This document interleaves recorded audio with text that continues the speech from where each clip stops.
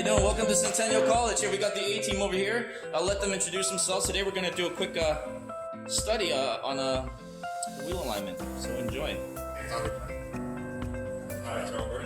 All right. My name's Randy Bandit.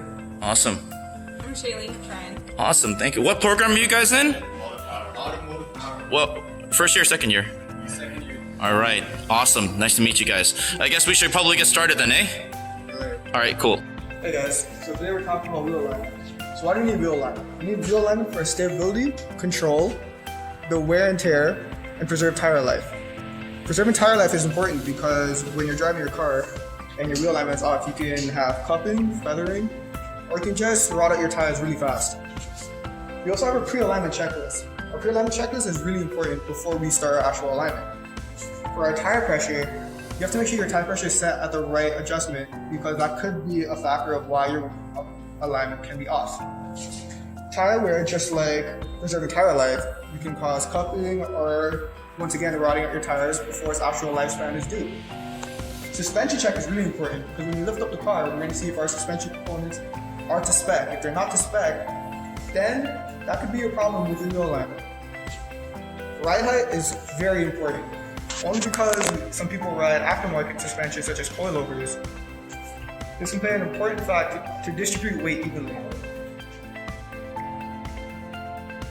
Right, so now we're going to talk about the two fundamental angles. So on a normal everyday car, we have toe and camber. Now there is a third angle, but it's generally not touched because it is harder on normal manufactured cars.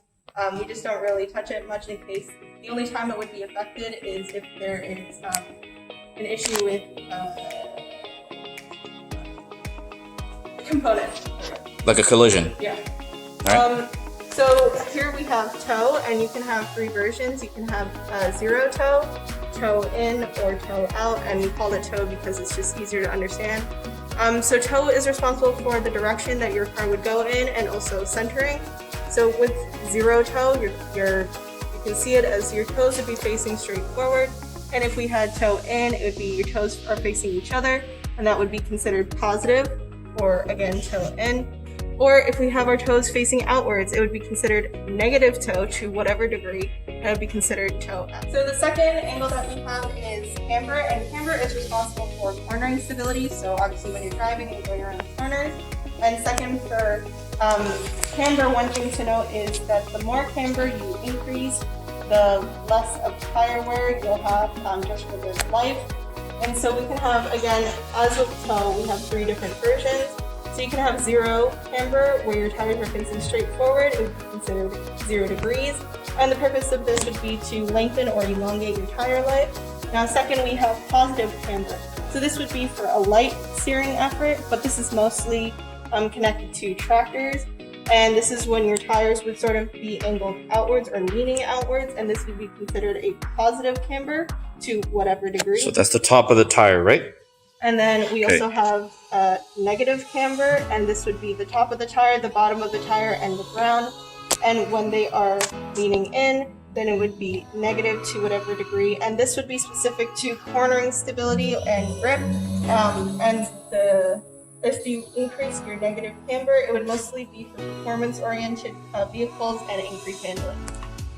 Alright, so now we're going to go more in depth with our camber. So if you can see along the board, you have three different diagrams similar to what we had previously. Now, as you can see, we have the control arms, and this is the frame. This would be our tire and the angles as we have here. So as you can see, with a tire that just has zero camber, it would go straight. It would direct the car in a straight direction. Now, if we had a positive camber, or to whatever degree, please note that these are increased just for the purpose of this illustration. So as you can see, we have a positive camber to 1 degree. Now you can see that this side is more squished down. That being said, it's going to take this left front tire in the direction to the left. On this side, supposedly, we have a negative 1 camber, and this side is squished now. And as you can see, it's going to take this wheel and direct it to the right because of the direction that everything else is set. Here we have a prop, and it has 2 different diameters. one smaller than the other. And as you can see, as we set it down, this will roll in the direction of the smaller diameter. So if we roll it that way, it's gonna roll this way, and if we flipped it will roll the opposite way.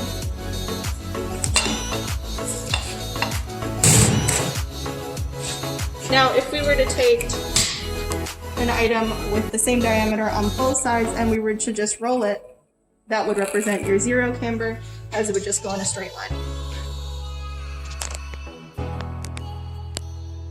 Hi, I'm Carl. I'm going to talk to you about the alignment machine. Alright, so here we have our roll-on hoist. The machine, basically when the car's on the hoist, to operate it, you have your raise button, you raise the hoist, the lower, and the lock release is when you lower the post down. As you're raising the hoist, you'll hear a lock mechanism for each level, and that's just to make sure that in case of any accidents, it can't go past a certain level. Do it, go ahead. Clear! As you have just heard, the locks are and they're going off right now. So after this one, if you were to go back down now, I wouldn't be able to go past this point.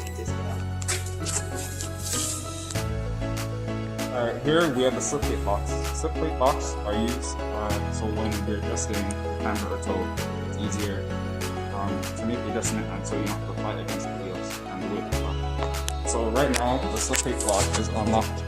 And right now I can't move it, but if I were to unlock it can now move freely and you can make easy adjustments. Now you have the inflation station. So when you're doing the pre-check alignment, you would have to check the tire pressures, and if the tire pressures are a bit lower, you would hook up the airline to the core right here. And after you do that,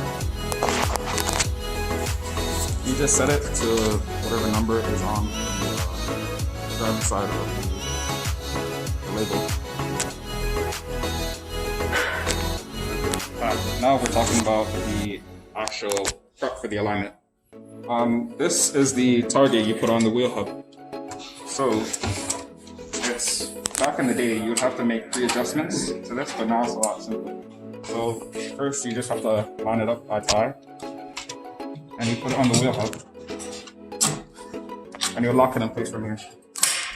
This acts as the target, and up there on the alignment, the flashing lights are in a sense the camera, and the camera would adjust to the target and read the caster, camber, and it would also let you know about the wheelbase if the axle is misaligned in any way to the case of an accident that occurred beforehand.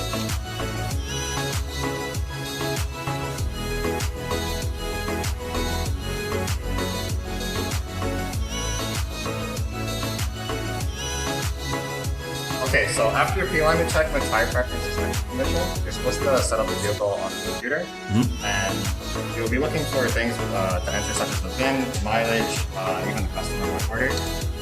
And then we're just going to reset this real quick. Okay, so now we'll click begin alignment, and we'll just enter a random RO number and a name. Okay.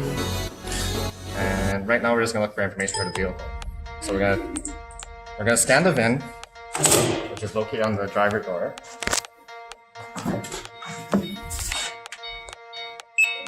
Let's just scan it.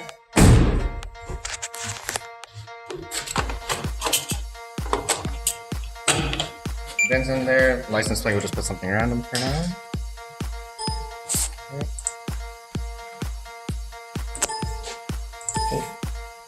Oh, and then for mileage, just something random again. Why is that important though in real life? It's important just to identify that the car's actually been driven after an alignment or before it, and that way you know how they think of performing properly. Technician number. And that's it. So we already have the vehicle set up with the targets for the laser, and right now it's just asking for us to roll the vehicle forward, and then it'll count everything into position.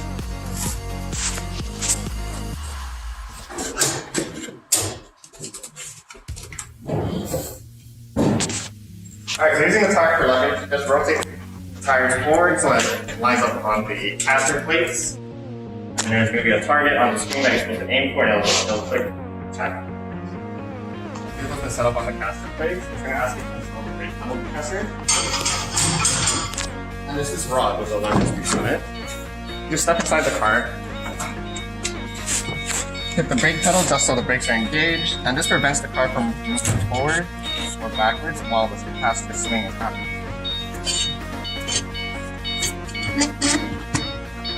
So that acts like a wedge. You can move the seat position just to wedge it a little bit further. Step out the car, and that's okay. Now it's going to ask for you to do caster swing, and you just take the steering wheel, follow the direction on the screen. Right. And recenter.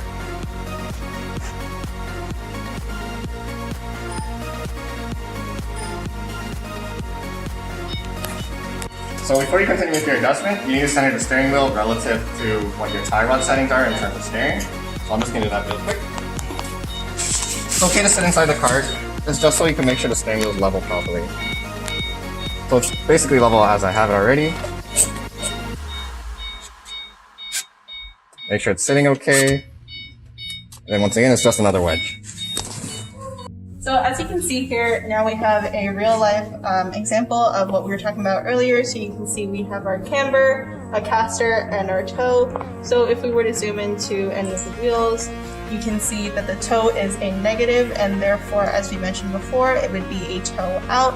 And you can see that the wheel is facing outwards with this arrow indicated here. Now if we zoomed in as well, then we can also see that the camber, and we can see that the camber is also negative. Yeah, so you can see that right there, and it would be the same thing on the other side too. So you can see here that the toe is also still negative and the wheel facing outwards, and you can see the way that the camber is on an angle of negative. We are going to shorten the tie rod because we have a toe out condition and we want to bring it back to 0.